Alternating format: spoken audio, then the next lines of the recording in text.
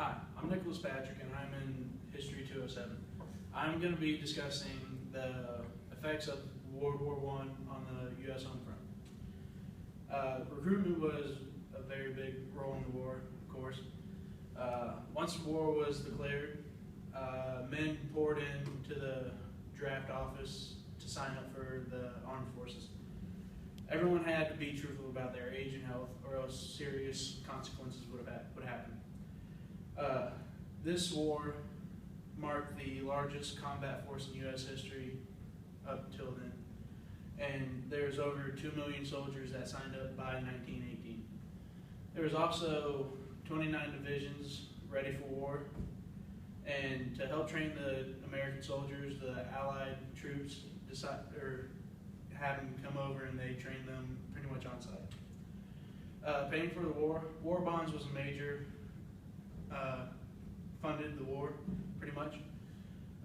War bonds were pretty much loans given to the government by the people, and once the war was over, the government had to pay the people back with interest.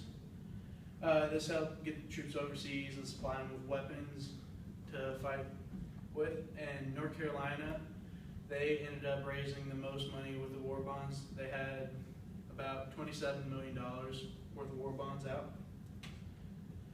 Factory workers, with all the men serving overseas, the women and African American males had to take over for the factories. The women were replacing their husbands that were overseas, and they were doing that so they could support themselves and the war efforts. A total of 6.5 million females entered the workforce. This was the first time most women had ever had a job, because back then it wasn't ideal for women to have jobs.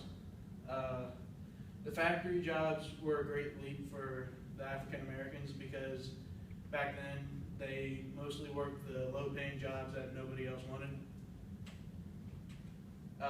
Upper-class women pretty much volunteered their time. They were volunteering nurses for hospitals and doctors. They also helped with the Red Cross.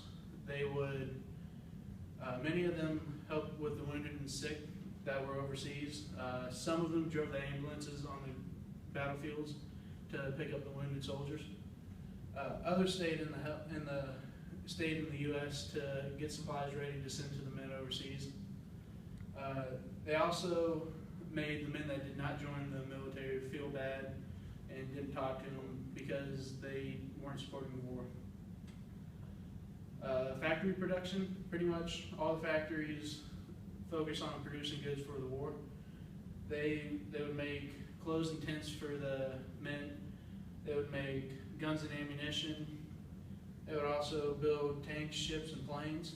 Before the factories did any of that, there were only 285,000 rifles, 550 artillery pieces, and 55 aircrafts.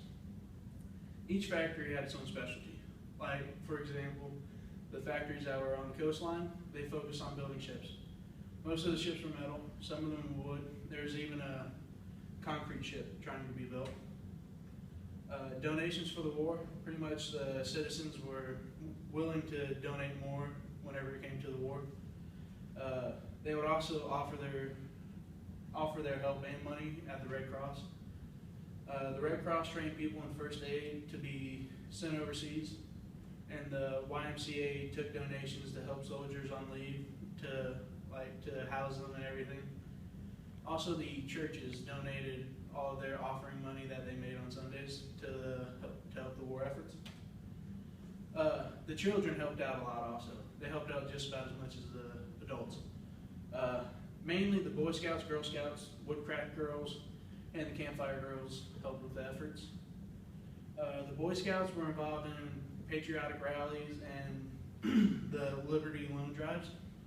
The Woodcraft Girls distributed food pledges to the U.S. citizens. They also had a competition called the Potato Riots. This was pretty much the girls would grow a potato as big as they could, and whoever won, they would have a winner, but it pretty much just helped out feeding the men overseas. The Campfire girls would volunteer their time babysitting for the women that were working in the factories and were involved in the war.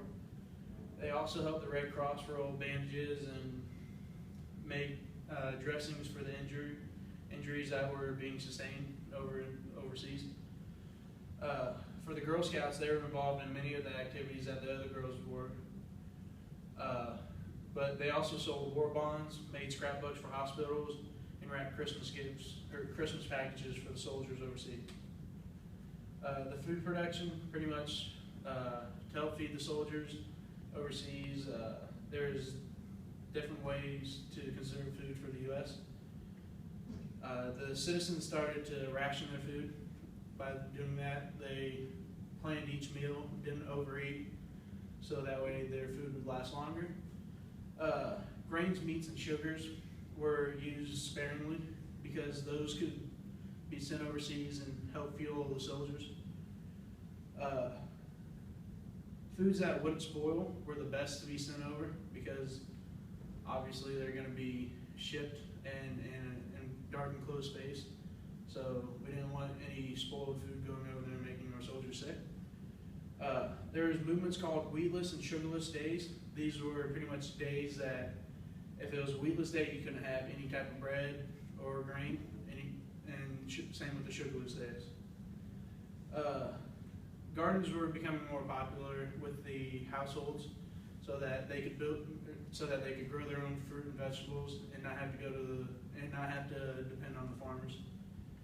There was also classes in schools that started to have gardens and focus on feeding the schools with the fruits and vegetables more than just the unnecessary, unhealthy foods. The federal government was pretty much the main contributor to getting the troops ready for the war. They had the biggest impact on the home front as well. They were, as I said, in charge of getting the troops ready for battle. They assigned different factories to build different products. Whenever the transport industry got overwhelmed with goods, the federal government took over and sorted everything out to be shipped all around the country. They were pretty much the ones who came up with the rationing of the food idea to help feed the men overseas. Multiple people also volunteered to help with the federal government and organizing their offices and answering phone calls for them. President Wilson was a big supporter of the war. He made sure that people knew how much he supported it, and he wanted men to sign up for the war, so he had ads in newspapers and in movie clips.